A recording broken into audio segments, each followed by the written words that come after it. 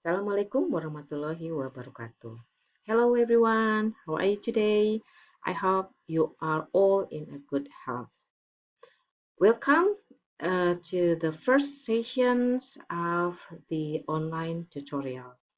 This week you are going to learn about formal and informal English language.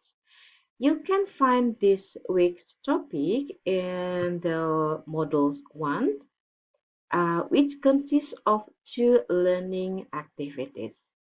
By the end of the week, you are expected to be able to analyze the differences between formal and informal English language. Please study the material and enrichment links below. Afterward, please participate in discussion forum 1.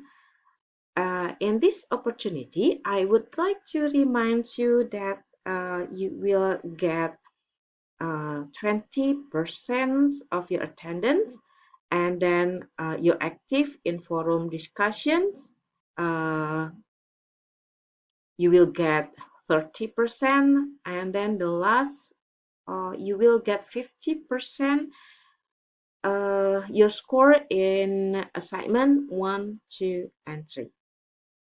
Okay, remember students to always active in forum discussions. See you later. Good luck. Wassalamualaikum warahmatullahi wabarakatuh.